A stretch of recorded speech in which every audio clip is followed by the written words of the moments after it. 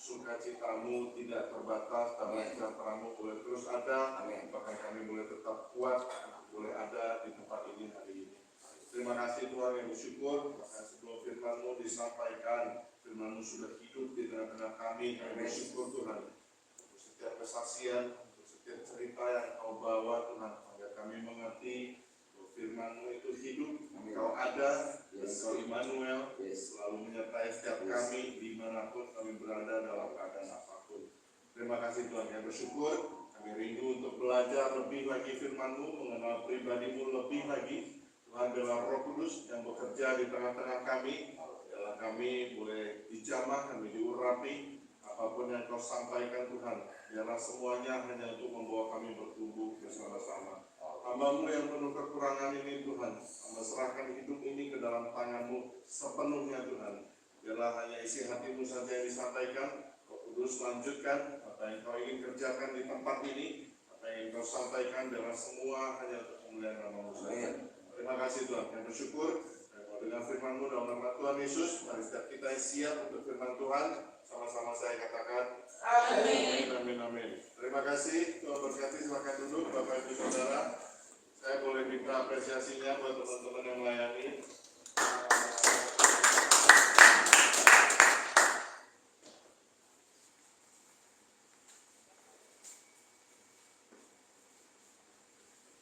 Ya. Sebelumnya terima kasih Bapak Ibu Gembala buat waktunya. Tadi saya ragu-ragu dan fotonya kok masih di Nganjuk. Ya. Saya guyonin Ibu tadi Bu. Hari ini saudara. Ternyata hari ini ya gitu ya. Oke. Saya dapat tema bulanan, juga tema mingguan, agak bertolak belakang sedikit tapi ya terserah Roh Kudus mau sampaikan apa ya Bapak Ibu Saudara ya. Memang sesungguhnya hidup kita ini tidak bisa diberkati kalau kita tidak menghidupi firman itu sendiri. Jadi kita benar-benar harus belajar dari sisi apapun. Ya. Hari ini firman Tuhan saya kasih judul True Intimacy. True Intimacy. Jadi kita bicara keintiman yang sejati. Ya, siap-siap untuk tersinggung? Sudah? Hari ini kita mau belajar ketawa. Kebenaran tetap kebenaran, Bapak Ibu Saudara, kita biarkan Roh Kudus bekerja. Ngeri. Kita biarkan Roh Kudus bekerja, apa yang mau disampaikan. Kalau hati ini masih tersinggung, bersyukurlah. Berarti Tuhan masih mau menegur kita. Amin. Amin. Oma, terima kasih apa yang Oma sampaikan tadi, apa yang saya tulis untuk hari ini. Saya percaya keintiman yang sejati itu nggak bisa terjadi kalau hati ini masih mikirin diri sendiri daripada orang lain. Jadi kalau Tuhan bilang ada yang lebih perlu, meskipun kita kekurangan, Dia berikan.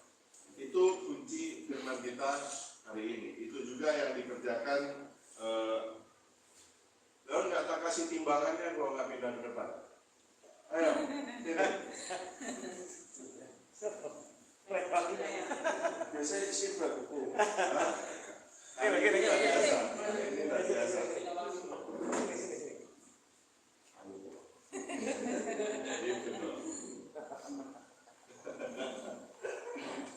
Oke, hari-hari yang sedang yang kami pelajari dari awal melayani juga yang sedang kami pelajari hari-hari ini.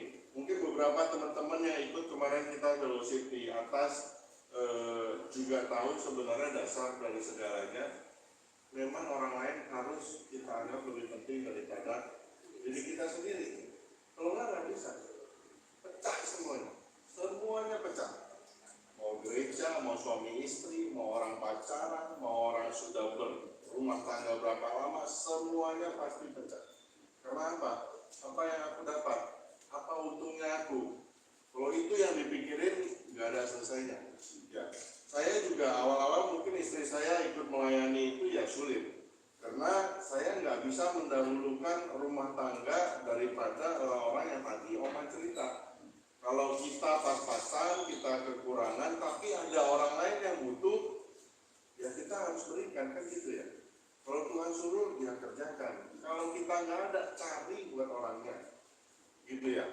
Oma bisa ngomong sama anak-anaknya, minum, tidur. Gitu ya Oma ya. Tahan laparmu supaya saudaramu nggak lapar. Kalau saya harus bilang sama istri saya, cari pinjaman supaya saudara kita nggak lapar gitu. Jadi bukan hari ini aja, mungkin besok juga masih lapar gitu. Tapi ya nggak apa-apa, selama saudara kita bisa dipenuhi. Ini dasar hari ini. Bapak Ibu Saudara, keintiman sejati semuanya dasarnya dari apa yang Tuhan Yesus sendiri kerjakan di dalam kehidupan kita hari-hari. Bahkan bagaimana dia turun jadi manusia. Tadi Yulinus di tengah pemimpin pujian, dia mengingatkan kita bagaimana Tuhan harus turun, harus mati, korbanin nyawanya, jangan cuma lip service. Ingat baik, kalau dia sudah berkorban buat kita, kita adalah berkorban buat semua yang ada di sekeliling kehidupan kita. Tadi Pak Rizky bilang, ini orang seberang, ini orang berbeda agama. Ya justru itu PR-nya. Karena Tuhan nggak pernah bilang orang Kristen tuh nggak pernah ada. Saudara seiman itu betul perlu untuk diutamakan, tapi bukan satu-satunya. Karena kalau kita tahu, saya singgung sedikit sebelum masuk ke firman kita hari ini. Kita tahu Yohanes 3 ayat 16 kan bicara mengenai kasihnya, pengorbanannya, sampai harus ada anak tunggal yang dikorbankan. Kalau teman-teman baca, kita loncat sedikit ke 1 Yohanes 3 ayat 16, nggak usah dibuka, nanti baca masing-masing aja. Kita tahu bahwa kita punya kewajiban menyerahkan nyawa kita untuk saudara-saudara kita. Nyawa itu apa? Apapun yang kita anggap paling penting di dalam kehidupan kita.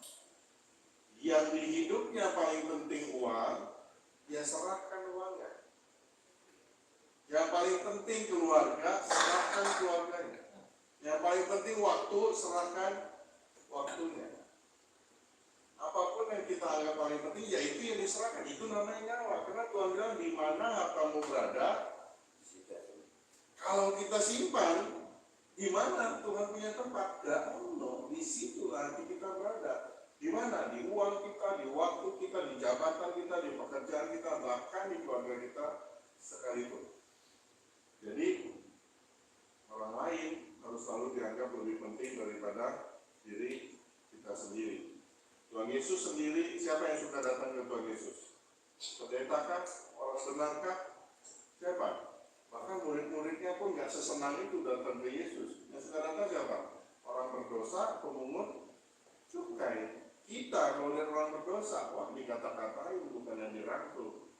Itu kita rendahkan, kita kecilkan. Sementara orang-orang inilah yang diterima oleh Tuhan Yesus. Kita jauhkan. Amin. Oke, kita masuk. Yang pertama, kita bicara mengenai keintiman sejati vertikal. Keintiman sejati vertikal. Berarti apa? Hubungan kita dengan Tuhan. Mengapa keintiman dengan Tuhan adalah satu-satunya kebahagiaan? Simpan pertanyaan ini ya. Kenapa? Siapa yang pacaran cari kebahagiaan? Cari apa? Pacaran. Bisa ketemu?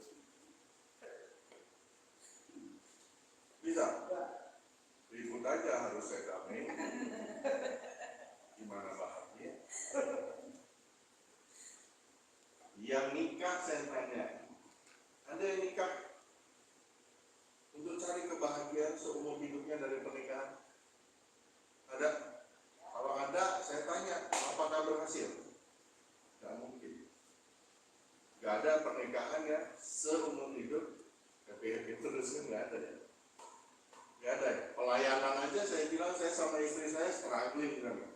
Karena ada orang-orang yang harus kami pikirkan. Jadi kita tahu bahwa pacaran, nikah, bahkan yang nikahnya sudah lama, wah kami berpengalaman nikah sudah 50 tahun, silakan. Kalau bisa menemukan kebahagiaan hanya dari pernikahan itu aja. Karena nggak mungkin terjadi. Yang namanya kebahagiaan itu produk dari atas. Kebahagiaan itu produk dari hasil hubungan vertikal tadi. Jadi kalau nggak ada Tuhan, nggak usah pernah berharap pacaran bahagia, nggak mungkin. Pernikahan bahagia nggak mungkin. Pelayanan bahagia nggak mungkin juga. Nikah yang ngomong berpengalaman, wah saya nikah, mohon maaf ya, saya masih kepala 4. Kalau mau ngomong begini saya harus hormat sama Oma. Tapi firman Tuhan bilang gak ada kebahagiaan yang datangnya dari dunia ini. Ya Allah, cari coba, bisa ditemukan atau enggak. Ternyata pada akhirnya Oma di tengah kesusahannya menemukan kebahagiaan saat dia bisa tahu ada anak yang perutnya bisa dikenyangkan lewat bahkan penderitaan dia dan anak-anaknya. Betul nggak, Oma? Normal nggak sih manusia kalau tanpa Tuhan melakukan itu? Nggak normal. Mending makan sendiri. Ngapain mikirin tetangga perutnya lapar? Betul nggak? Saya pikir kalau Tuhan nggak pernah lakukan itu, hari ini saya juga nggak mau lakukan itu. Kami terima mantan narapidana di rumah 1, 2, 3, datang yang baik syukur. Datang yang bikin bahaya di rumah, ya terima. Datang yang jadi berkat syukur, datang yang jadi sandungan, ya terima. Karena kebahagiaan datangnya bukan dari hubungan horizontal itu. Datangnya dari hubungan dengan Tuhan. Kami memutuskan bahagia dengan segala masalah yang kadang-kadang kami terima sendiri kan gitu. Ya gimana? Lihat orang nggak punya tempat tinggal, nggak bisa makan, masa dibiarin? Betul nggak? Kalau tiba-tiba yang mukanya kayak leon muncul di depan pintu saya, kasih timbangan. kasih timbangan. Saya kan udah bilang, datang ke Pengadilan Negeri Bandung. Ada di situ semua komplit. Dia datang dengan setelan dia, lalu makanku, ya makan, beres makan. Sebenarnya aku diusir dari rumah. Masa tak suruh pulang? Benar nggak? Tidur di pinggir jalan? Nggak mungkin. Terus keluarga saya gimana? Ya ada masalah baru. Terus gimana? Terima. Oh Tuhan terima kok. Masa kita enggak? Betul nggak? Kita lagi bandel-bandelnya, Tuhan terima. Kita lagi bejat-bejatnya, Tuhan terima. Terus kita mau terima yang baik-baik aja. Jangan jadi anak Tuhan. Betul nggak? Silakan hidup dengan dunia ini. Serupalah dengan dunia ini. Gak perlu ada pembaruan budi, gak perlu ada perubahan, gak perlu ada metanoia. Tapi kita tahu ujungnya di mana? Binasa. Ya pilih aja. Saya nggak akan ngajak bapak ibu saudara ke surga, enggak. Kalau bisa sendirian saya sama Tuhan. Pengennya kan jadi Kristen egois, betul nggak? Tapi bukan itu tujuan kita hidup di dunia ini. Kalau enggak, hari ini juga nggak perlu bahas. Bahasan hari ini, saya pulang pasti banyak yang benci sama saya. Bodoh amat, kebenaran harus tetap kebenaran. Kalau terima baik, baik. Kalau terima tidak baik, kebenaran tetap baik. Jangan. Satu hal Bapak Ibu Saudara ingat baik, manusia ini diciptakan dengan satu ruang kosong di hati yang ukurannya gak ada batasnya. Ada satu ruang di hati kita yang ukurannya tidak terbatas. Kalau ukurannya tidak terbatas, mau diisi sama apa? Bisa diisi sama apa? Pacar, ada batasnya. Kalau nikah, kalau belum nikah tabrakan mati ya. Selesai. Apalagi pacarnya juga naik motor nggak pakai helm kan gitu ya. Ini terakhir. Saya janji terakhir kali saya ngomong ini. Nggak ngomong lagi. Istri, suami bisa. Nggak bisa. Meskipun suaminya segede saya, tetap nggak bisa untuk memenuhi ruang kosong ini. Oh jangan ketawa bu. Satu kayak gini. Ya. Tetap nggak bisa. Karena ruang kosong ini ukurannya tidak terbatas. Kalau tidak terbatas, kita harus tahu bahwa yang bisa memenuhinya juga yang tidak terbatas. Apa yang tidak terbatas? Tuhan. Apa lagi? Ada hal lain yang tidak terbatas. Iblis pun terbatas. Mau ngapa-ngapain harus izin Tuhan. Mau ngerjain Ayub aja, lapor dulu kan gitu ya. Selemah itu iblis, terbatas sekali, lebih terbatas daripada manusia. Kita aja ngapa-ngapain nggak pernah izin. Siapa yang tadi pagi saya tanya bangun tidur izin sama Tuhan? Tuhan hari ini saya mau ngapain apa? Saya tanya siapa? Ada nggak? Saya izin ya hari. Mau Tuhan kok. Ya nggak izin, bertobatlah hari ini. Mulai besok pagi izin. Kita baca Mazmur 63 ayat 1. Mazmur 63 ayat 1. Gak apa-apa. Saya bacain aja kalau nggak ini. Memang nggak tak share tadi. Mazmur 63 ayat penyampaiannya di pertamanya dilewatkan aja. Saya baca ayat yang kedua.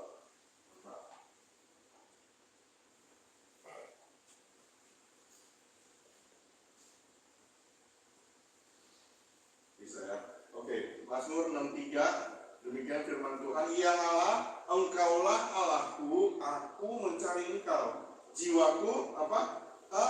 Haus kepadamu, tubuhku rindu kepadamu, seperti tanah yang kering dan tandus tiada berair. Yang megang Alkitab fisik atau biasa di HP ditandai. Kalimat pertama mencari Engkau. Yang kedua ada dua kata, haus dan rindu. Yang ketiga, tanah yang kering dan tandus tiada berair.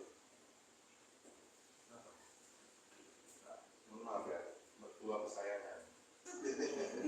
Oke, mencari engkau di firman Tuhan ini, Daud dalam posisi benar-benar seperti orang yang sedang kehilangan sesuatu yang sangat berharga dalam hidupnya. Sesuatu yang sangat berharga di dalam hidupnya. Jadi mencari engkau ini adalah mencari dengan sungguh-sungguh. Mencari dengan sungguh-sungguh. Bapak Ibu Saudara, saya tanya hari ini. Kalau hari ini tadi datang ke sini masing-masing ngantongin, ada yang ngantongin 20.000, 50.000, 100.000. Sekarang saya ngantongin nggak ono. Dicari nggak? Hilang 20.000 di kantong, dicari nggak? Kok cepat banget, baru 20.000 udah dicari. Kalau hilang 100.000 dicari nggak? Kantongnya 500.000 hilang, cari nggak ada? Sempurna. Ya Oma ya? Bisa beli nasi berapa piring gitu? Cari nggak? Duit aja buat kita berharga. Padahal duit itu dikasih Tuhan juga ya kan? Betul nggak? Di Lukas 15 di awal-awal kita tahu bicara mengenai domba. Oke lah, domba bisa dibeli pakai uang. Ini kita bicara kondisi saat ini. Lalu yang berikutnya apa? Setelah domba, uang, dirham. Setelah dirham, bahaya. Lukas 15, Bapak Ibu Saudara, perumpamaan sepanjang masa dari ribuan tahun lalu sampai sekarang gak ingat. Perumpamaan pertama, perumpamaan tentang domba. Perumpamaan kedua, perumpamaan tentang dirham. Perumpamaan ketiga, anak yang hilang. Tadi uang hilang 20.000, dicari 50.000, dicari 100.000, apalagi. Oh, anak hilang dicari nggak?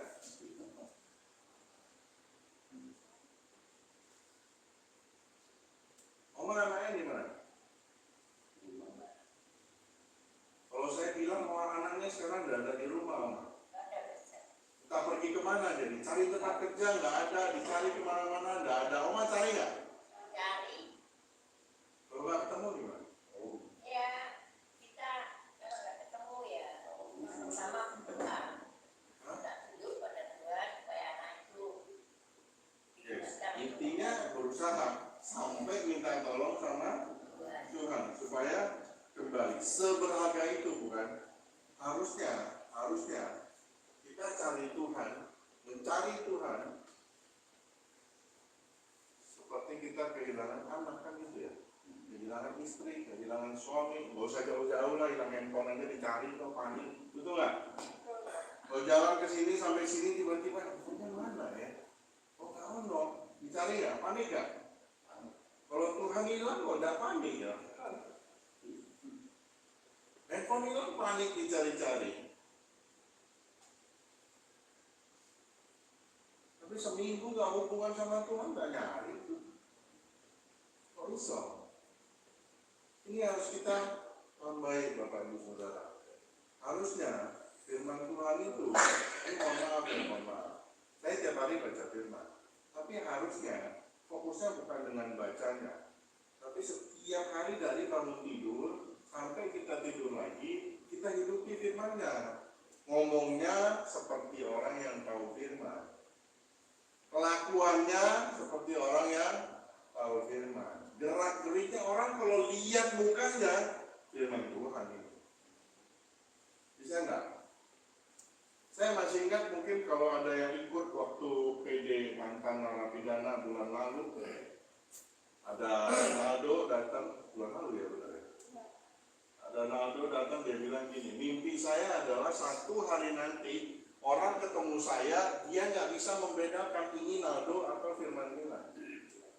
Harusnya kita hidupnya begitu.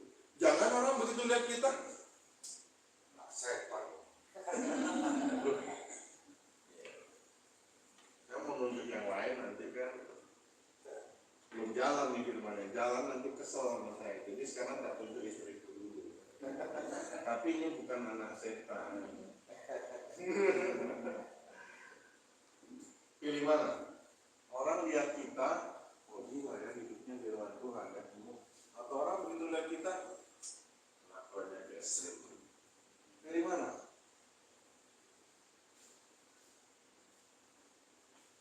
Saya gak kebayang kalau saya meninggal satu hari nanti, orang-orang gak mau datang melayat, gak ada yang bantu, mungkin hanya gereja aja. Terus orang-orang di luar ketemu saling ngomong, lu gak mesong kan si Dedi meninggal? Ngapain kena setan? Biarin aja gitu. Kan Allah gereja yang ngurus. Gak kebayang ya. Paham ya Bapak Ibu Saudara ya. Beberapa tahun yang lalu ada satu teman mantan narapidana. Kasusnya pencurian baju di SNM. Masuk penjara, dia bebas, gak ada teman. Teman-temannya cuma kita, teman-teman baca Alkitab. Orang-orang lain gak suka sama dia. Orangnya berisi, badannya tiba-tiba satu hari kanker, cewek, kanker rahim. Tiba-tiba badannya habis. Kalau KWMP mah gak ada apa-apanya, KWMP setengahnya KWMP. Kevin yang ketawa, Kevin juga lah.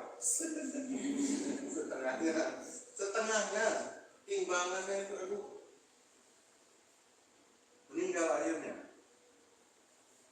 Kita bawa ke Abiasa, malam-malam kita urus semua. Saya pikir besok siapa yang datang ya?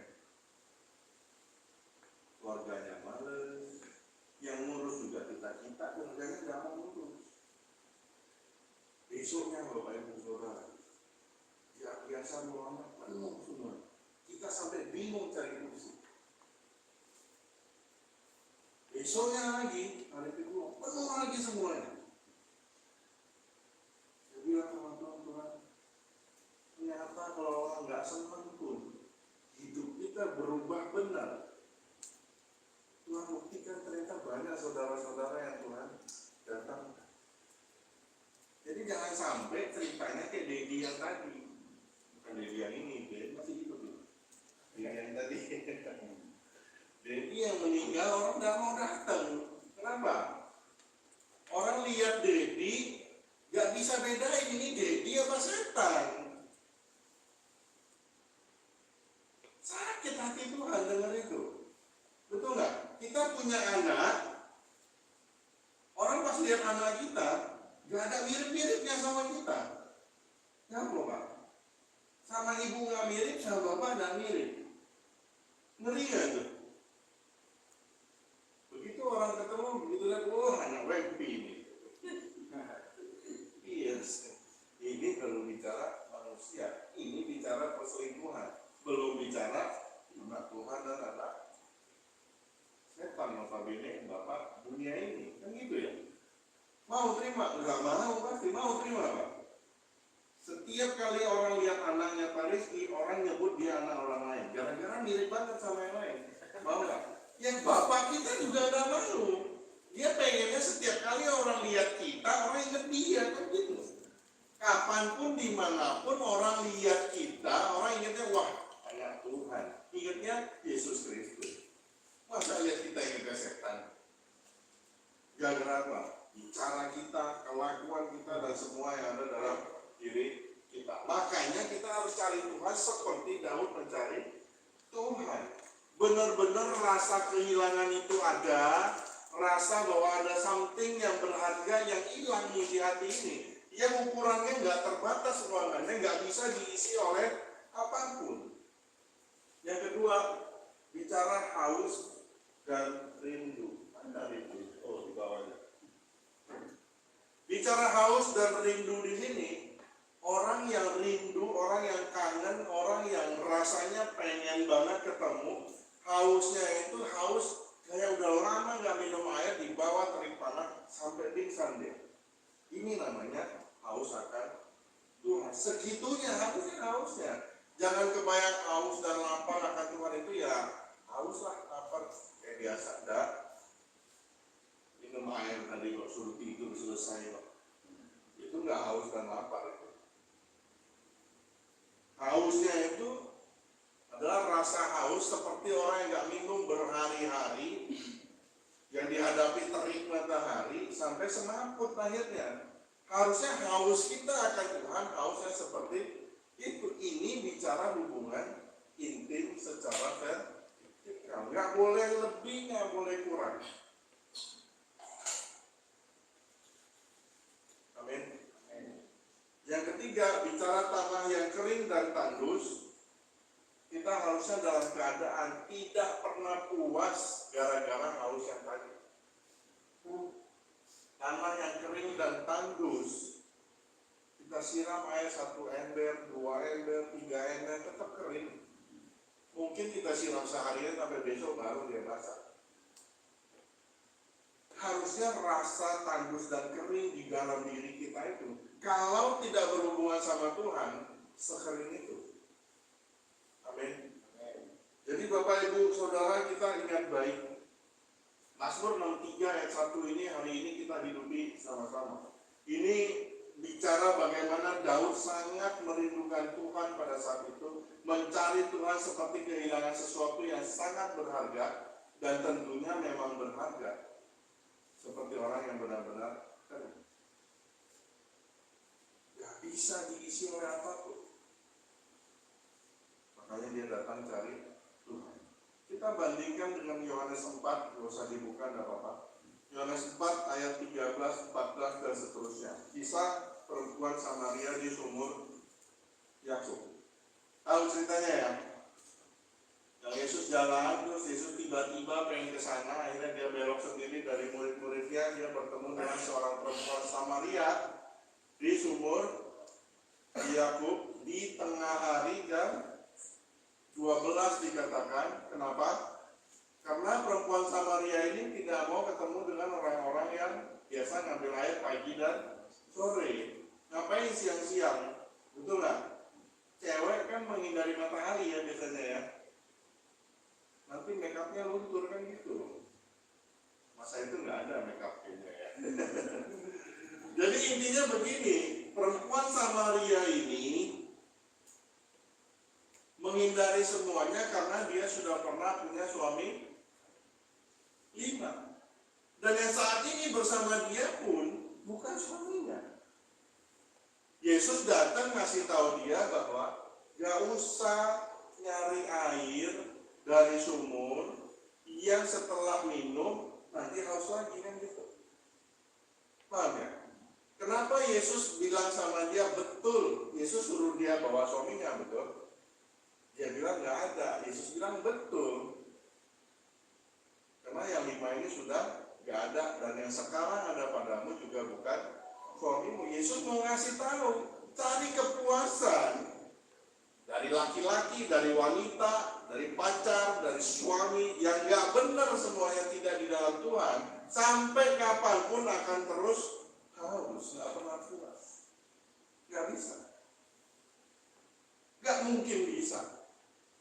Sesaat betul, habis itu haus lagi. Diulang lagi, sesaat haus lagi. Sampai kapan? Sampai binasa. Ujungnya pasti binasa. Gak bisa ditawar. Mau dibawa kemana? Bongkar aja Alkitab kita. Bisa temukan? Gak mungkin bisa.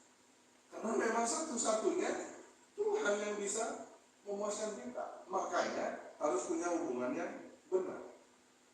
Jadi Bapak Ibu Saudara, saya mau bilang, bicara vertical true intimacy ini, bicara keintiman sejati yang vertikal ini, mengingatkan kita untuk kita tidak lagi menuntut pasangan kita, entah pacar, entah suami, entah istri, entah suami istri yang sudah berusia sekalipun, untuk jadi sumur yang tugasnya memuaskan dahaganya kita, memuaskan nafsunya kita, memuaskan hasratnya kita. Bukan itu tugasnya pasangan. Gak pernah ada ceritanya di Alkitab tugas pasangan itu. Karena memang gak bisa juga. Mau dicoba, gak bisa. Yang bisa memuaskan hanya Tuhan. Hanya Dia yang punya air kehidupan. Jadi selesaikan kehausan kita dengan Tuhan, baru punya pasangan. Tanpa menuntut apa-apa dari pasangan. Kalau belum selesai dengan Tuhan, belum selesai bicara keintiman sejati secara vertikal ini gak usah deh. Itu namanya eros. Tahu eros ya? Bukan pemain musiknya Noah ya. Eros ini nafsu dunia yang membuat kita seakan-akan bisa dipuaskan, tapi menyeret kita ke kebinasaan. Ini eros. Eros ini terjadi di hubungan horizontal. Kita masuk ke bagian menyebalkannya. Yang kedua, keintiman sejati secara horizontal. Tadi kita bahas mengenai eros. Eros ini tipu-tipu, bikin kita merasa bahwa semuanya baik-baik saja, padahal nafsu sudah menyeret kita ke neraka. Amin. Amin. Jadi satu-satunya PR ini kalau sepakat selesai. Satu-satunya jalan, jaga kekudusan, titik. Kalau ganjel kita terusin. Kalau nggak bisa sepakat kita terusin. Kok diem? Mulai males. Jangan sama sama pasangan katanya, sama kamar mandi aja nggak selesai urusannya. Ini masalah.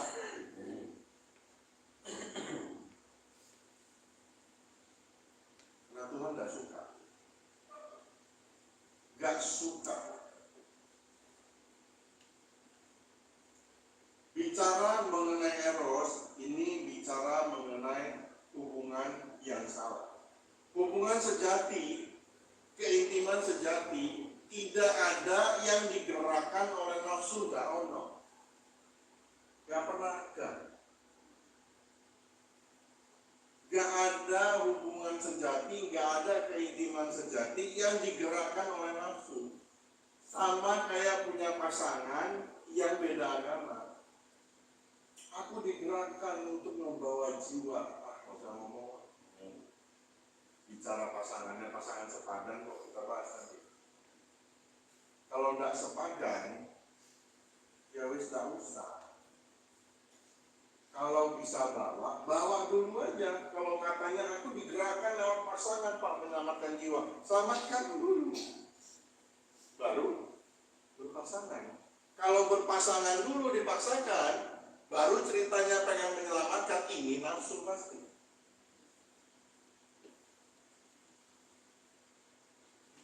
Mungkin nggak terjadi sebaliknya? Mana bisa? Bukankah selama ini yang nggak sepadan, yang nggak seiman, yang bukan ditentukan oleh Tuhan, semuanya sebenarnya ditentukan oleh nafsu? Ada yang ditentukan oleh Tuhan yang seperti itu?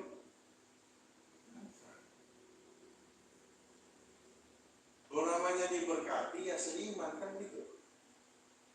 Kalau nggak bisa diberkati ya udah pasti Tuhan aja nggak mau kok kita paksa. Jelas nggak mau kok. Jadi nggak ada hubungan sejati yang digerakkan oleh nafsu. Karena memang tidak pernah hubungan sejati itu digerakkan oleh nafsu. Hubungan sejati pasti digerakkan oleh agape. Nggak mungkin yang lain. Kasih yang Tuhan taruh di antara kita satu sama lain. Roh yang Tuhan taruh ini adalah roh yang tertib, roh yang menghargai kekudusan, roh yang menghormati Tuhan. Kalau di dalam kehidupan kita berpasang-pasangan, gak mau jaga kekudusan, tidak menghormati Tuhan, ini gak mungkin kasih agape. Eros ini namanya. Bahkan kasih filia pun gak pantas kita sematkan dalam hubungan itu. Kasih filia ini kasih sesama. Mana ada sih orang yang mengasihi sesamanya tapi merusak kekudusannya? Gak pantas kasih filia ditaruh sekali itu. Gak mungkin. Eros ini namanya. Jadi Bapak Ibu Saudara hati-hati. Roh yang Tuhan taruh, roh yang tertib. Roh yang tertib pasti jaga kekudusan. Roh yang tertib pasti menghormati Tuhan. Kalau punya hubungan tidak jaga kekudusan, tidak menghormati Tuhan, gak usah punya hubungan. Hidupmu menunggu kehancuran. Hidup apa yang bisa jalannya baik tanpa Tuhan? Hidup apa?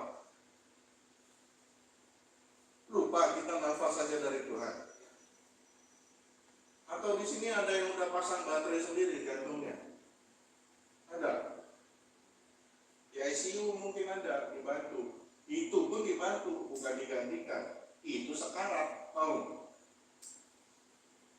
Ada. Punggung Yulino coba dicek ya. Ada baterainya nggak coba? Air menko. Orang bilang punggung kok cek ke depan.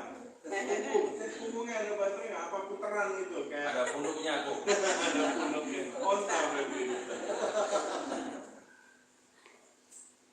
Kalau nggak ada baterainya, nggak ada colokan listriknya, kita tahu hidupnya dari roh Tuhan. Dia yang kasih hidup kok nggak kita hargai, nggak kita hormati. Konyol sekali kita ini jadi manusia.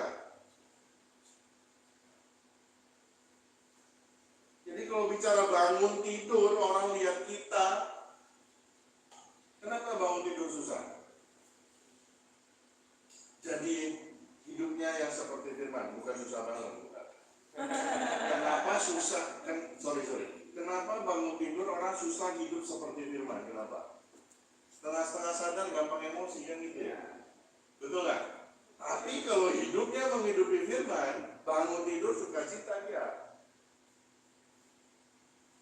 Betul nggak? Bangun tidur mepet telepon dulu, aku jadi ikut, aku udah bangun. Tinggal setengah jam nih, ya bu, tak mandi, nggak apa-apa. Kalau yang hidupnya nggak firman, begitu lagi telepon, ya bu, bentar tak mandi, begitu tutup telepon, kebal, pukul, buru-buru, kan aku harus mandi, harus dandan, harus ngebelur rambut, pakai lipstick. Telepon masih bunyi kan, sopan ya kan? Ya bu, sebentar ya. Padahal pas ngomong-ngomong lupa dimatiin. Pernah ya? Nggak pernah. Tapi selama ini pas marah-marah udah ditutup. 1 Tesalonika 4 ayat 3 ayat 5. 1 Tesalonika 4 ayat 3 ayat 4 5. Saya bacain ya.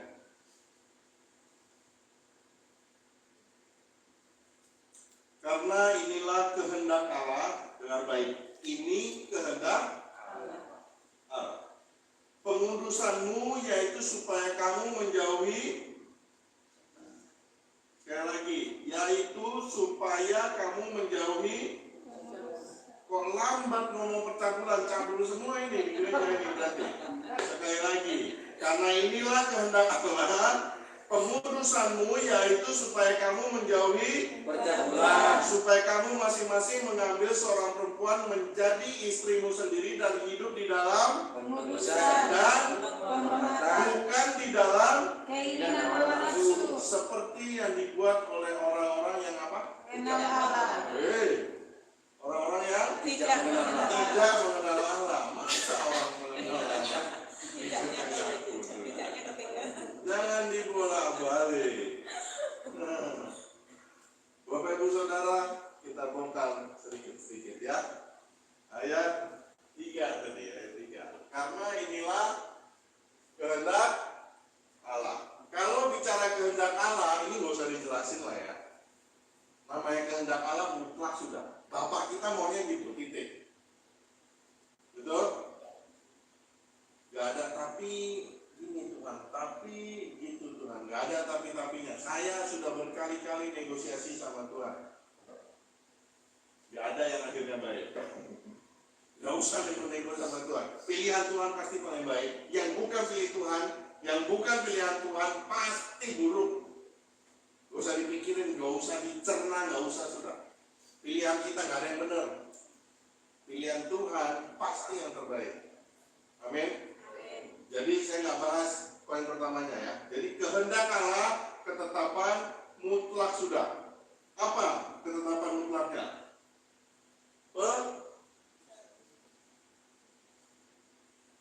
Angel ya.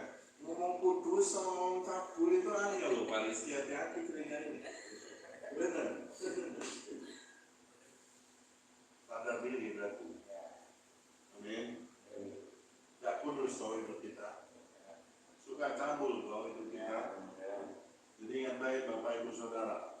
Maunya Tuhan hidupnya di dalam pengudusan. Pengudusan itu apa? Memisahkan diri dari segala kecemaran. Tahu kata segala? Bukan orang Batak. Apa segala? Semuanya.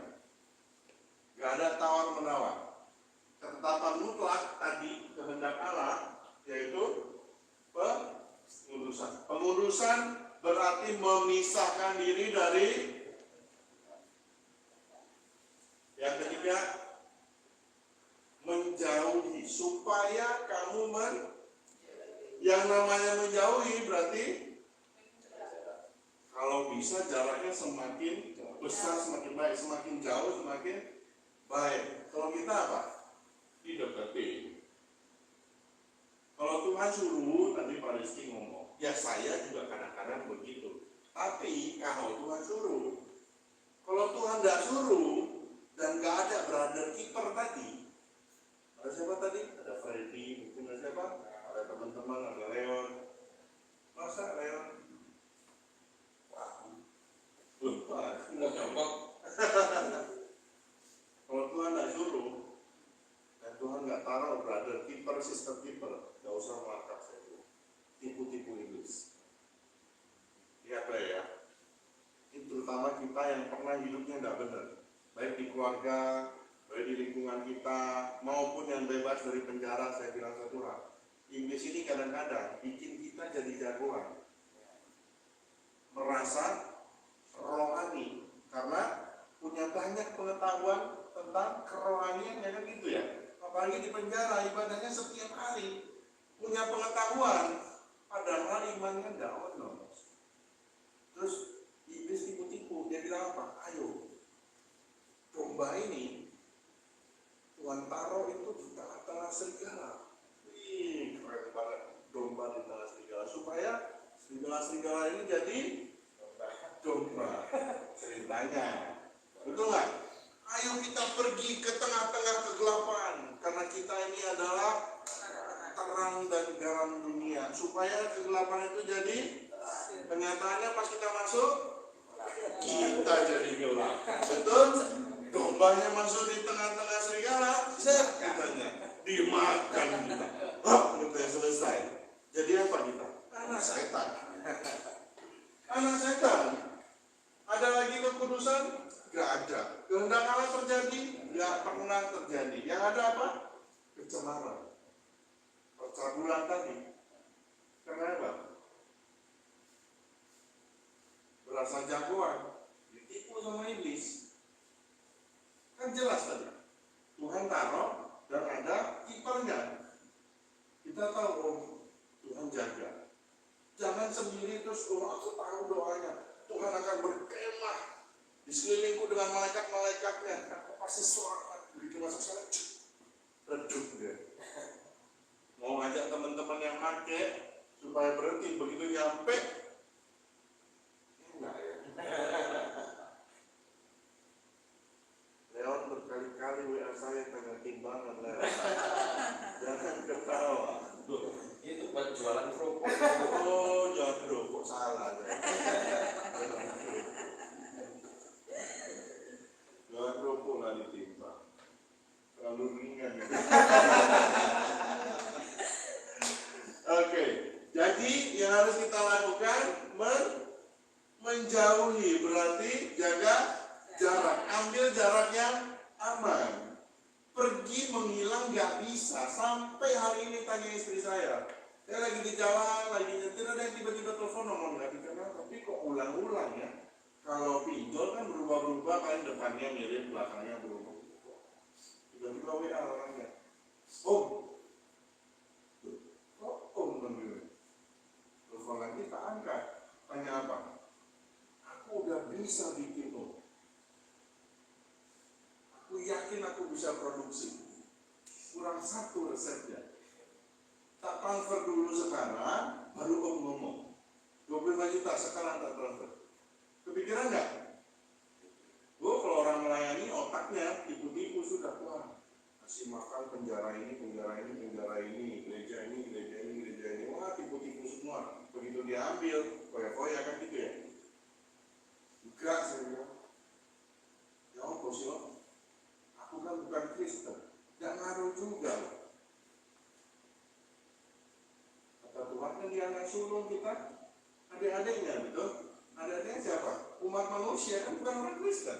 Berarti kan saudaraku itu, masa tahu sama. Dia bilang apa? Tak lihat akun Instagramnya udah gak dipakai loh. Sama akunnya sekalian ya. Tak transfer sekarang 50 juta. Minta resepnya, cuma kurang satu item. Sama akun dan password. Tak transfer sekarang. Nanti ngomongnya. Nanti malam baru kasih resepnya sama password. Dan gak apa-apa, tak transfer duluan. Hanya istri saya speakerphone di sebelah. Kalau enggak ya enggak. Apapun alasannya, oke lah dia bilang 25-50 juta. Saya bicara di hadapan Tuhan, dia taruh 50 triliun saya mundur. Gak mungkin saya maju. Gak mau saya. Gak ada nilai berapapun yang bisa ditukar dengan Tuhan kita. Gak bisa. Berapa?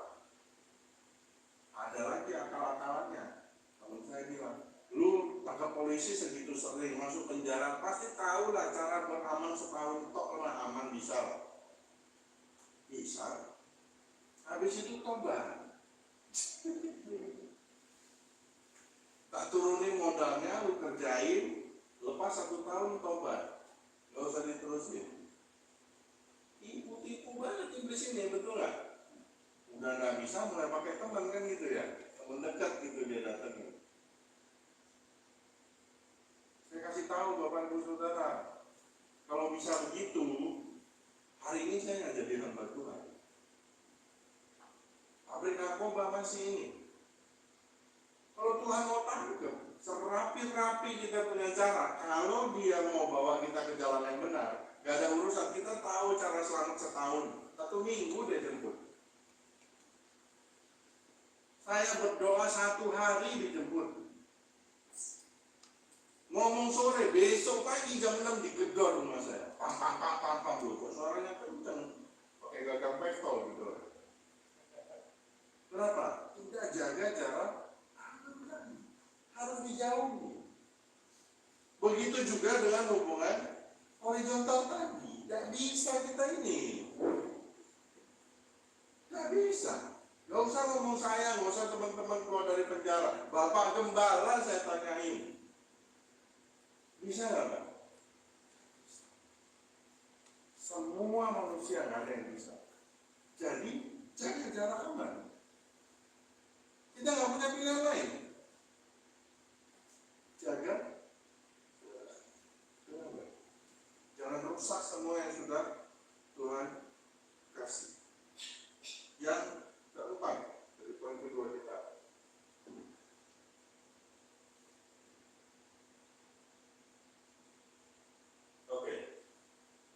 Supaya kamu masing-masing mengambil seorang perempuan menjadi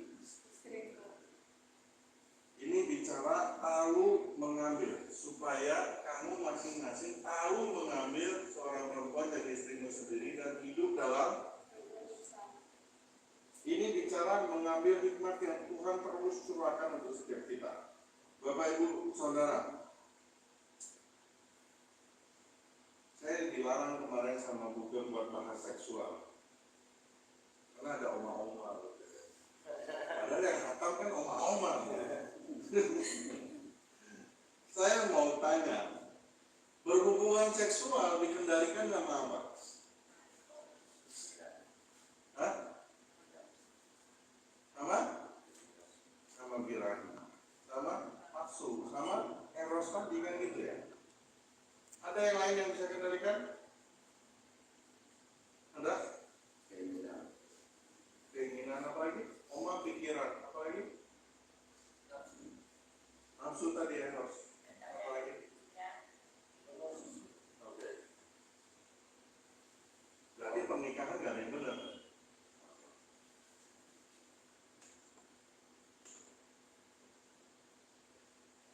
Saya tanya, mungkin nggak orang yang sudah menikah berhubungan seksual tapi berzina?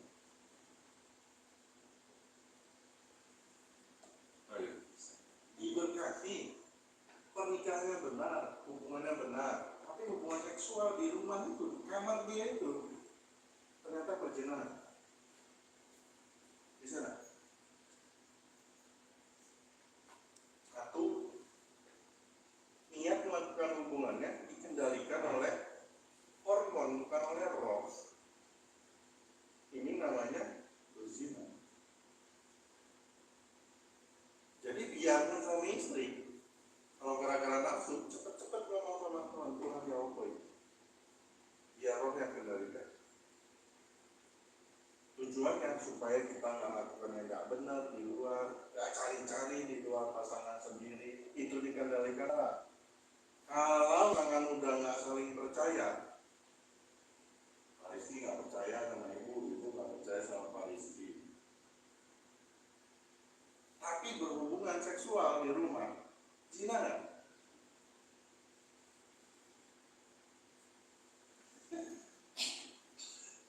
Satu lagi, saya kasih contoh. Siapa di sini yang di dalam pernikahannya ada perjanjian monogami? Hah?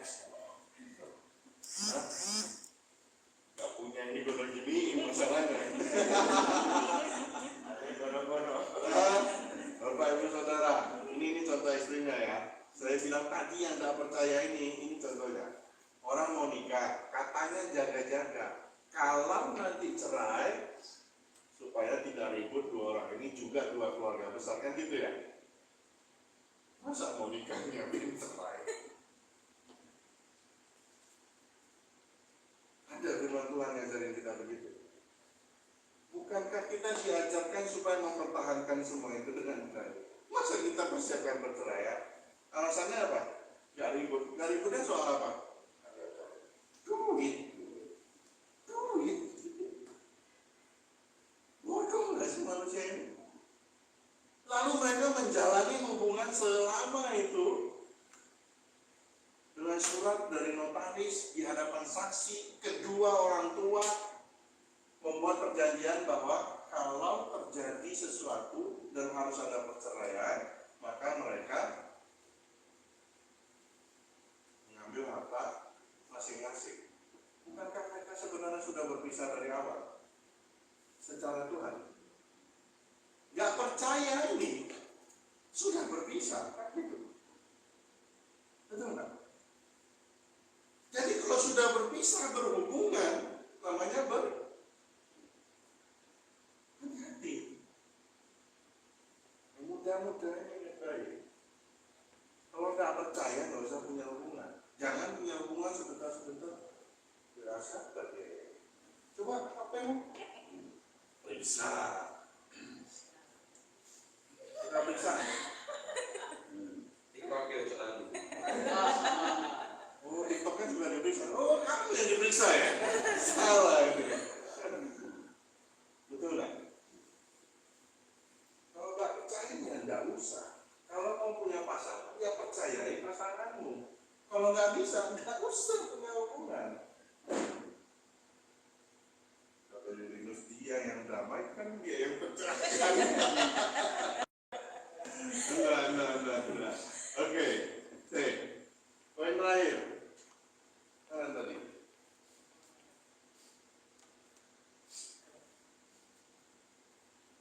Burung ya. Poin terakhir. Tadi sampai mana? Mengambil seorang perempuan jadi istrimu sendiri. Belum itu bisa dikirim. Oke, dan hidup di dalam jadi itu tadi pengurusan dan penghormatan. Kacamata aku boleh nggak? Maaf ya, kadang-kadang 40 juga matinya nggak. Di dalam pengurusan dan penghormatan berarti namanya menjaga kekudusan, namanya menghormati, berarti ini menghargai dengan nilai paling tinggi yang kita punya di hati kita. Seperti hubungan vertikal tadi yang pertama kita bahas. Sebagaimana kita hormati Tuhan, sebagaimana juga kita hargai istri, suami, pacar kita. Amin. Dan ketawa Ina. Ina nyindir gitu, ketawanya miring gitu. Amin. Sebagaimana kita memberikan penghargaan tertinggi untuk Tuhan kita, segitulah seharusnya kita menghargai pasangan kita. Bukan pasangan yang kita tuntut jadi sumur seperti perempuan Samaria tadi nyari air untuk memuaskan dahaga kita, nafsu kita, birahi kita. Karena nggak akan pernah terjadi.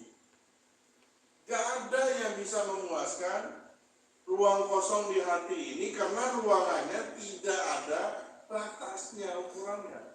Yang tidak ada batasnya hanya bisa diisi oleh yang tidak terbatas juga. Yang tidak terbatas yang maha siapa? Elohim. Tidak ada yang lain. Satu-satunya. Kita bandingkan ayat 7 di pasal 2 Kidung Agung. Kidung Agung 2 ayat 7. Tersinggung. Kidung Agung 2 ayat 7. Yang ketawa-ketawa ini tersinggung. Ada yang tersinggung manyun, tidak apa-apa. Kebenaran nggak boleh digeser. Apapun alasannya.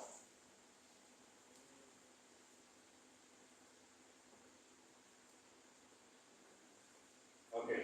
Kusumpahi kamu putri-putri Yerusalem demi kijang-kijang atau demi rusa-rusa betina di padang.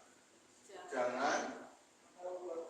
Kita baca sama-sama. Sekali lagi, jangan kamu membangkitkan dan menggerakkan cinta sebelum dinikahinya. Oke. Bukankah manusia suka-suka biasanya?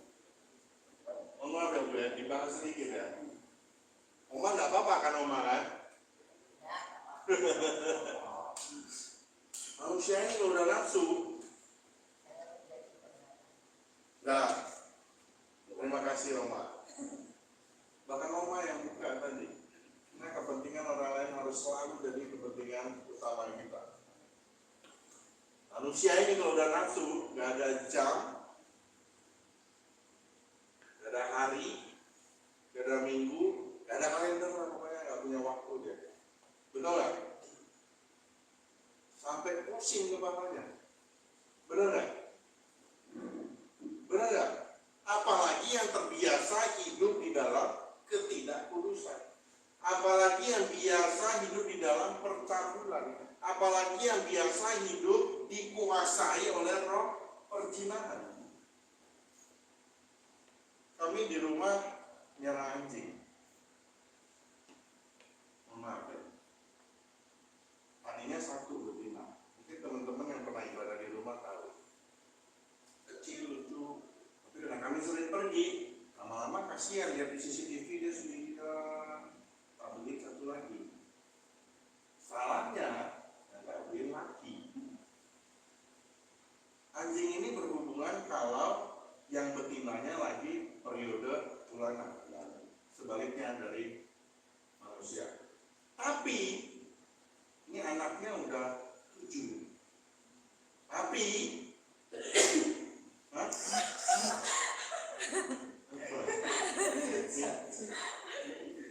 tapi dia hanya mengawini pasangannya pada saat apa tadi? Periodenya aja. Betina ini hanya mens, 6 bulan sekali. Di luar itu, yang jantan ini tidak melakukan apa-apa. Paham ya, Bapak Ibu Saudara ya? Kita baca sekali. Jangan kamu membangkitkan dan menggerakkan cinta sebelum anjing aja ngerti. 6 bulan sekali waktuku. Betinanya juga gak ngapain. Gak mancing, gak apa. Tapi kalau dia memang lagi datang, dia mancing lakinya juga. Pada saat ini, mohon maaf ini.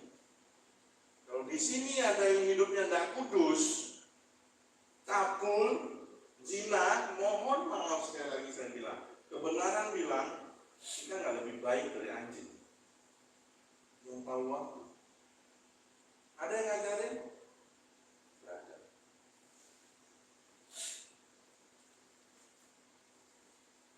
Maafkanlah Bapak Ibu Saudara. Seperti ini kekudusan harus kita jaga. Yang pacaran dengar baik. Dengar baik.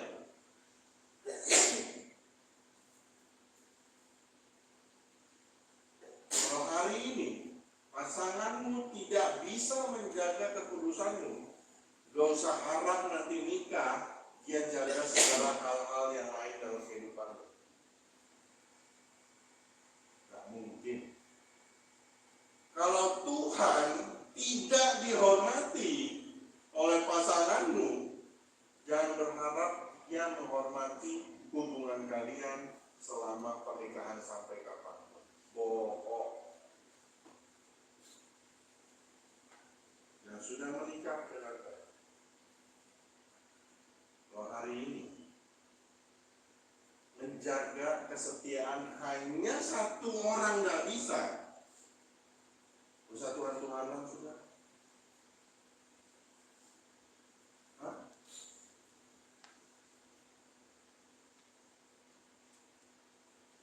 Kalau nyanyi menyenangkanmu, itulah senangkanmu. Belakangnya apa? Hanya itu kerinduan. Hanya itu kerinduanku. Pasanganmu aja nggak akan jaga kok. Masa ngomong kerinduan dengan Tuhan? Jelas-jelas Tuhan nggak suka. Bukan cuma nggak suka, dia benci. Kita lakukan.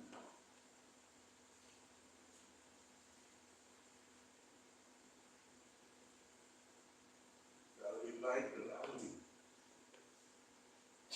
Sorry ini kenyataan. Saya tanya sekarang, kita di luar konteks. Pernah nggak lihat anjing ngawinin kuda? Pernah? Ya, anjing tiba-tiba lihat burung terus dikawin, lihat kucing, terus kawin anaknya kepala kucing, badan anjing. Pernah? Hah? Anjing aja tahu jenis spesies yang harus dia kawinin. Betul nggak? Manusia sekarang, wah, nggak jelas sudah, sikat semua. Yang penting eros tadi terpenuhi, padahal saat habis itu nyari lagi. Betul nggak?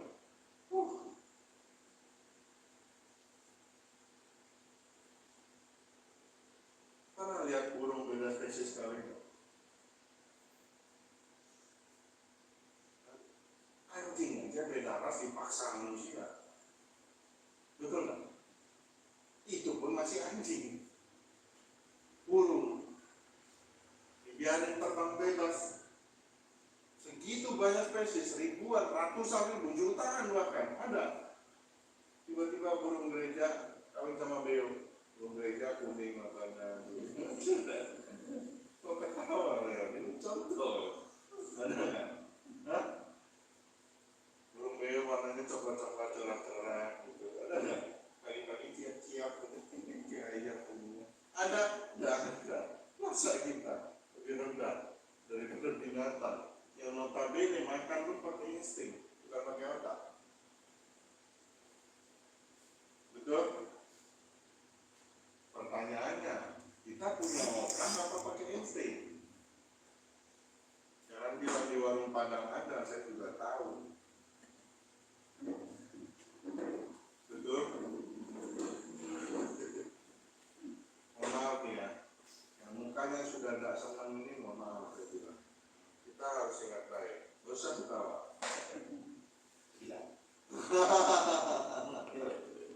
Keintiman yang sejati harus mulai dari keintiman yang sejati secara vertikal. Selesaikan dulu kehausanmu dengan Tuhan, baru punya hubungan dengan manusia. Amin. Yang pacaran kalau nggak selesai sama Tuhan, hubunganmu isinya semua pecah belah. Semua yang tidak kudus. Jarak ini yang harusnya dijaga jarak aman, makin dideketin. Gak usah bicara kasih lah sudah, gak ngerti kasih sudah pasti. Taunya eros, nafsu. Isi kekosongan tadi, yang ruangannya tidak ada batas ukurannya, karena memang cuma bisa diisi oleh yang tidak terbatas juga, yaitu Tuhan itu sendiri. Selesaikan dulu itu, baru punya hubungan horizontal. Keintiman sejati secara horizontal, yang namanya sejati, tidak ada yang digerakkan oleh nafsu. Tidak ada. Jadi kalau ada yang digerakkan oleh nafsu, ini hubungan tidak sejati. Yang tidak sejati, Tuhan susah ngomong kayak gini.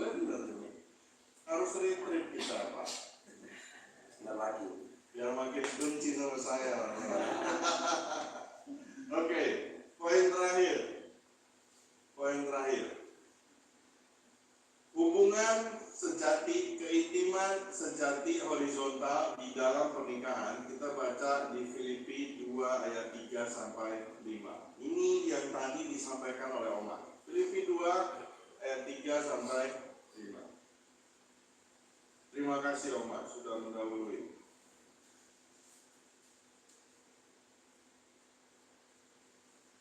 Bisa digedein, Risma kayak tadi?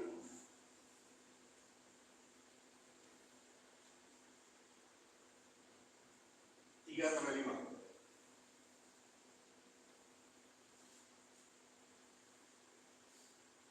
Jam berapa ini?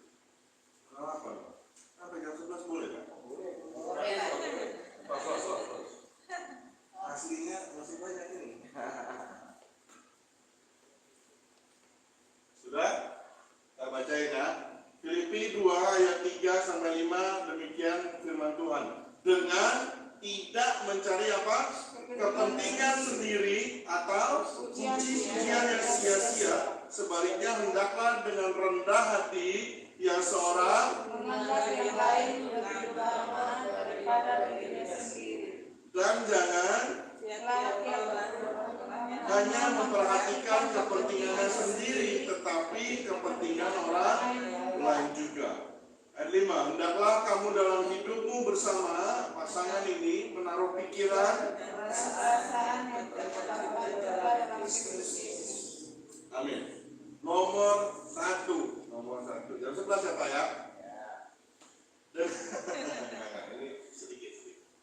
Dengan tidak mencari kepentingan sendiri. Kepentingan sendiri ini Bapak Ibu Saudara dengar baik.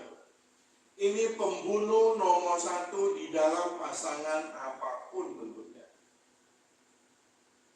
Kepentingan sendiri adalah pembunuh nomor 1 di dalam semua pasangan. Kenapa?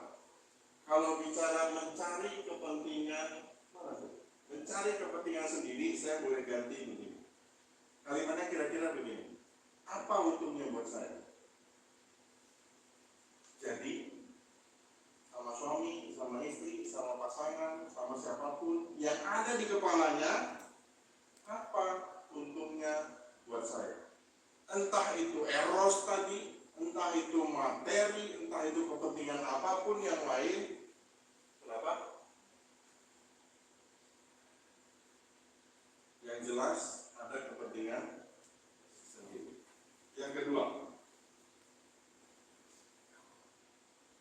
sebaliknya hendaklah dengan rendah hati. Ini saya nggak bahas panjang lebar ya, nanti beneran jam 11. Kita tahu sifat dasar Tuhan Yesus adalah rendah hati. Kenapa? Karena Tuhan Yesus mau melayani. Jadi ingat baik, pasangan PR-nya adalah melayani satu sama lain dengan rendah hati. Jadi ya bisa memecahkan kepentingan diri sendiri, tadi pembunuh nomor 1. Yang kedua, bicara rendah hati, bicara kita siap melayani satu sama lain. Yang ketiga, bicara menganggap yang lain lebih utama daripada dirinya sendiri. Berarti dengan sadar, sekali lagi dengan sadar, menempatkan pasangannya di atas. Ini bicara kepentingan. Jadi jangan bapak-bapak bilang, aku kan kepala keluarga, masa taruh istriku di atas. Ini bicara kepentingan. Jadi pasanganmu kepentingannya harus selalu di atas kepentingan dirimu sendiri. Ini yang Oma lakukan tadi. Meskipun mungkin anakku, anak apa cucu itu Oma? Anak 2. Meskipun 2 anakku ini harus lapar, tapi karena mereka cukup dewasa untuk mendengarkan penjelasan ini, ya sudah. Kepentingan anak yang lapar tadi harus ditaruh di atas kepentingan Oma dan anak-anak. Diri sendiri.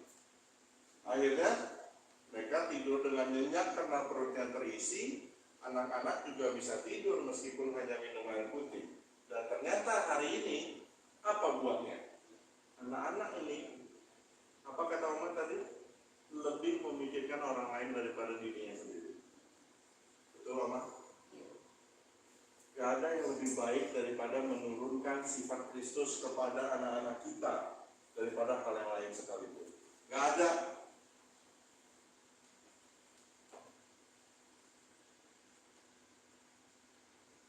Ini menempatkan yang lain di atas kita. Harus lebih utama. Dan terakhir, hendaklah kamu dalam hidupmu bersama menaruh apa? Dan yang terdapat dalam apa yang Yesus lakukan waktu dia datang ke dunia ini? Apa? Pikirannya, perasaannya apa? Dia datang ke dunia mengambil rupa, lalu mengosongkan dirinya, betul ya? Betul ya? Cari sendiri ayatnya ya. Ini ada anak teologi 1, 2, 3. Ini yang begitu. Dicari sendiri. Mengosongkan diri. Jadi supaya kita bisa menempatkan kepentingan orang lain di atas kepentingan diri kita sendiri, kita harus mulai belajar mengosongkan diri. Ambil rupa seorang apa? Yesus ambil rupa apa? Manusia ambil rupa seorang hamba. Dulos. Dia Tuhan ya. Dia turun untuk selamatin kita. Tapi yang dia ambil rupa seorang hamba. Kalau kita nggak bisa ambil rupa seorang hamba, nggak mungkin orang lain lebih penting daripada diri kita sendiri. Saya paling benci orang kalau disuruh pelayanan dia bilang begini, aduh, untuk pelayanan yang satu ini aku belum tergerak, belum terambil lagi. Oh hamba kok bisa jawab begitu. Saya tanya nih, kalau kita ini pura-pura jadi orang kaya semua ya, punya pembantu di rumah banyak, ada suster, ada ART, kita gaji untuk apa? Apa ya? Gaji ART, bersih-bersih ngapain? Bersih-bersihnya ngapain aja? Cuci baju, nyapu, ngepel, apa lagi? Cuci piring, bantu masak, anak. Oke. Terus satu hari Leon pulang ke rumah, lantai udah disapu, udah dipel, masak udah, cuci baju udah, jaga anak benar. Piring kotor bertebaran di sini, di apa sih? Wastafel. Di wastafel. Terus Leon nanya, Mbak, kok nggak cuci piring? Aduh Pak, hari ini aku nggak terpanggil buat cuci piring. Ya apa sih? Bukankah kita jadi hamba sama RT? Kalau Tuhan suruh, ya kerjakan aja. Alasannya apa? Enggak, Tuhan nggak suruh. Bapak gembala yang dulu. Sama kayak cerita orang banjir itu, tahu kan ya? Semua tahu ya? Tahu nggak cerita orang banjir yang di atas genteng itu? Banjir semakin tinggi, tahu ya? Datang perahu karet. Ayo Pak naik. Jangan di situ nanti tenggelam, hanyut. Enggak, saya sudah berdoa. Tapi Tuhan pasti tolong. Ya udah, pergi dia. Datang apa lagi? Pertama itu orang. Datang orang. Ya. Terus yang kedua Terus apa? kapal karet. Kapal. Terus yang Terus ketiga? helikopter. Helikopter, sampai helikopter pun datang. Terus dia bilang apa datang helikopter? Saya sudah berdoa. Berdoa. Pergi aja, nanti Tuhan. Tolong. Akhirnya orang ini mati. Udah mati, nyalain Tuhan lagi. Tuhan, aku loh berdoa, minta tolong sama Tuhan. Kok Tuhan nggak datang tolong aku? Apa kata Tuhan? Sudah kirim orang, kirim perahu karet, kirim helikopter, kan Tuhan yang kirim. Betul nggak? Kita kalau disuruh Bapak Gembala, ngomongnya apa? Doain dulu ya Pak. Kalau benar aku terpanggil untuk yang Bapak bilang, nanti tak kerjain. Loh, kenapa sih? Katanya hamba. mana piring? Aduh, sorry Pak, saya hari ini nggak terpanggil buat cuci piring. Kata Tuhan, ya hamba aku, hamba kamu sih sebenarnya. Amin. Kalau kita nggak ngosongin diri, nggak ambil rupa seorang hamba, nanti suami, istri, pasangan ini punya kepentingan, kita nggak mau tahu. Kamu tahu kita. Kenapa? Kepentinganku lebih penting.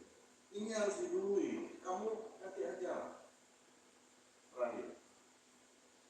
Bukan orang yang menunggu. Jangan sensitif.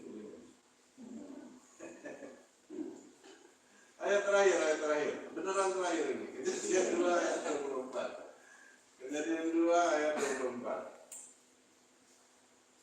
Sebab itu seorang laki-laki akan meninggalkan ayahnya, ibunya, dan bersatu dengan istrinya, sehingga keduanya menjadi satu daging. Kata bersatu di sini, ini bicara dilem, bicara melekat, bicara caket, apa? Yang menempel nggak bisa lepas. Jadi kalau bicara punya suami, punya istri, punya pasangan yang sudah diberkati oleh Tuhan, ia jadi satu. Gak ada lu gue itu gak ada. Gak ada ortok gonong gini tadi gak ada. Gak ada percaya gak percaya, periksa-periksa apa gak ono. Satu disakiti, dua-duanya disakiti. Satu bahagia, dua-duanya bahagia. Kalau ada masalah ya jadi satu ini terkikis, tiada apa-apa. Anggap aja 2 batu jadi satu. Kalau terkikis ya pinggirannya terkikis, tapi tetap satu. Gak ada alasan buat jadi 2, cari batu lain, cari pasangan lain, gak ono. Gak ada urusannya. Kata firman Tuhan, bukan kata saya. Seorang laki-laki bahkan meninggalkan ayah dan ibunya untuk bersatu dengan istrinya, sehingga keduanya menjadi satu dan satu sudah. Gak usah bikin-bikin firman baru, gak usah bikin-bikin yang telinga ini pengen dengar, gak usah. Satu ya satu wes. Tapi kan gitu, dikorek terus Alkitab, cari yang enak di kuping supaya apa? Bisa berzina, bisa cabul, bisa tidak perlu menjaga kekudusan. Hancur hidup kita semua. Sudah hancur, orang lain lihat jadi sandungan, orang lain ikut hancur. Gembala capek lihatnya, saya capek di telepon Pak Gembala. Enggak Pak, ya terakhir itu enggak. Oke? Amin? Amin. Jadi ingat baik, yang pertama apa? Tadi Mazmur 3, kita harus selesai dulu sama Tuhan. Karena kalau nggak diselesain, hubungan intim kita dengan Tuhan, nanti kita jadi predator emosi, predator nafsu, cabul, yang paling kenceng loh itu. Jadinya pasangan kita eksploitasi. Jadi harus selesai dulu dengan bilang cabul gampang, nyebut Tuhan susah. Harus selesai dengan gitu. Tak kasih timbangannya nanti. Yang kedua, yang kedua 1 Tesalonika 4 tadi bicara apa? Jaga kekudusan, hormati Tuhan. Kalau kita jaga kekudusan, hormati Tuhan, otomatis kekudusan pasangan kita juga jaga. Kalau hari ini ada pasanganmu yang tidak menjaga kekudusanmu, kita tahu itu datangnya dari, bukan saya yang bilang, dari api. Kalau dari saya nggak ngomong itu, anak setan bukan. Tadi Filipi 2 dan barusan kita baca di Kejadian 2 ini, kita tahu kita harus mengosongkan diri. Kenapa? Yang 2 ini udah jadi satu. Kita kosongkan diri supaya bisa diisi oleh perbedaan pasangan kita, kelemahan pasangan kita, kekurangan pasangan kita. Kalau nggak mau dikosongin, nggak mau jadi hamba, pengennya jadi bos terus, pengennya egonya dipenuhin terus, nafsunya dipenuhin terus, nggak bisa punya pasangan yang benar sampai kapanpun. Benerin dulu diri kita, baru kita bisa punya kehidupan berpasangan yang benar. Kosongkan diri. Supaya benar-benar bisa jadi satu. Bapak Ibu Saudara, tadi di awal saya bilang di hati kita ada tempat kosong yang ukuran ruangannya tidak terbatas. Kalau Bapak Ibu Saudara sadari barusan kita sama-sama dengar, kekosongan ini kita sengaja kosongkan supaya bisa diisi oleh kelemahan, kekurangan, perbedaan pasangan satu sama lain. Segampang itu kita mengisi kekosongan diri kita dengan Tuhan. Pakai untuk kepentingan orang lain. Itu caranya isi kekosongan dengan Tuhan. Di hari ini kita tahu dasarnya sebenarnya apa yang Oma sampaikan tadi. Jadikan kepentingan orang lain di atas. Jadi kepentingan utama taruh di atas. Siapa yang mau seperti Oma, saya tanya? Lapar supaya tetangga dari Oma. Tetangga bukan itu. Siapa itu? Ya, Tom. dan tetangga satu apa itu kami diharapkan yang seiman. Oke. Ya intinya bukan keluarga sendiri ya. Ya, Bukan keluarga sendiri. Saya tanya teman-teman. Mohon maaf ya. Kadang-kadang keluarga kita sendiri loh kesulitan. Kita sulit bantunya, betul?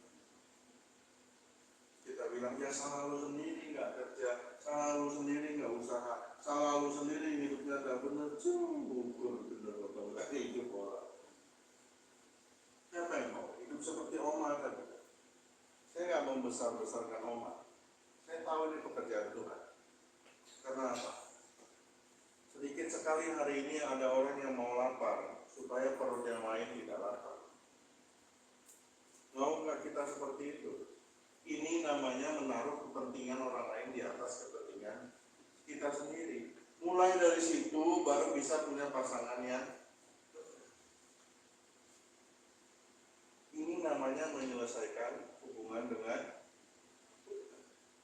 karena sekolahnya di situ, ujiannya di situ, belajarnya di situ. Nanti diterapkan di rumah gitu. Dan ternyata anak-anak menerapkan puji Tuhan. Mereka mulai belajar memikirkan orang lain daripada diri sendiri. Amin. Kita sepakat malam ini. Angel ya. Sepakat? Yang setuju siapa? Yang marah siapa?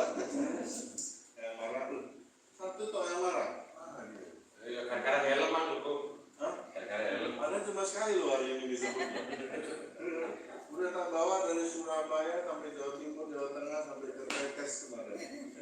Hari ini sekali terakhir. Amin. Oke. Bapak Ibu ingat saya ya. Terakhir kali saya ingatkan. Selesaikan dulu hubungan kita dengan Tuhan, baru mulai menyelesaikan hubungan kita secara horizontal sesama manusia. Jangan sampai kasih filia pun dilekatkan di kita tidak pantas. Pantasnya eros, anak setan, dikendalikan oleh nafsu. Tapi harus agape. Aku mengasihi pasanganku seperti aku mengasihi Kristus, seperti Kristus mengasihi aku. Ya, yang sudah berpasang-pasangan ingat baik, letakkan kepentingan pasanganmu di atas kepentingan dirimu sendiri. Kita berdoa ya. Tuhan, kami bersyukur Tuhan.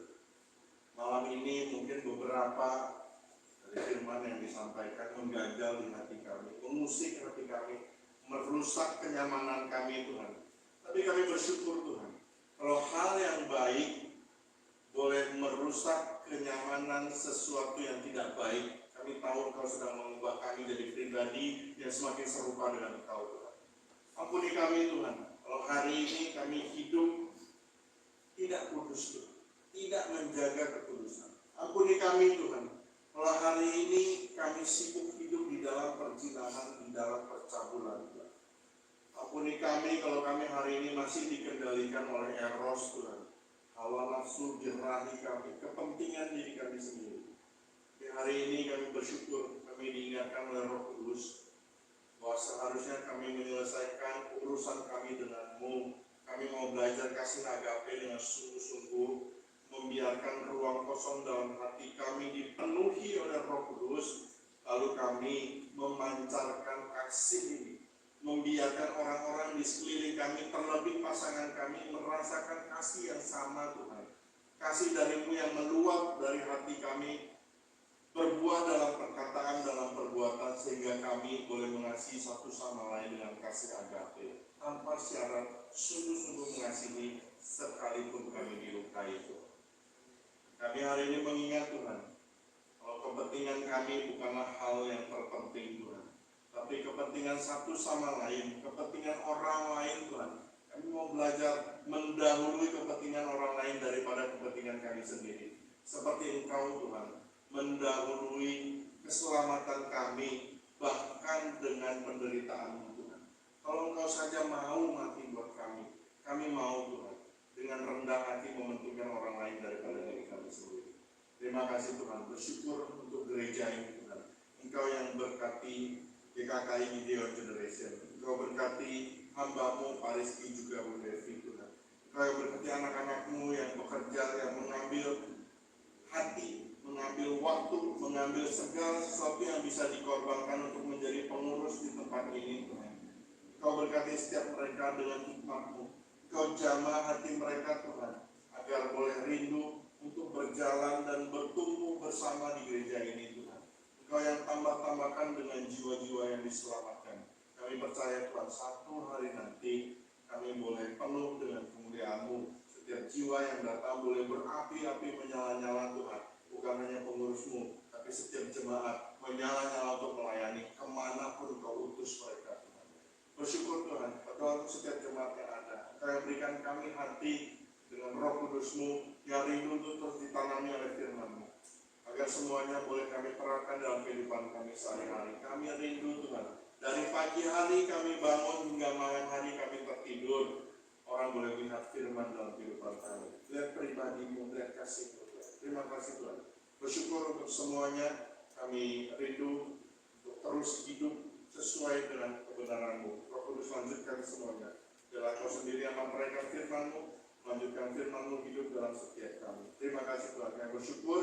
Mari setiap kita yang setuju, sepakat dengan firman Tuhan, sama-sama katakan dalam Tuhan Yesus. Haleluya. Amin. Terima kasih.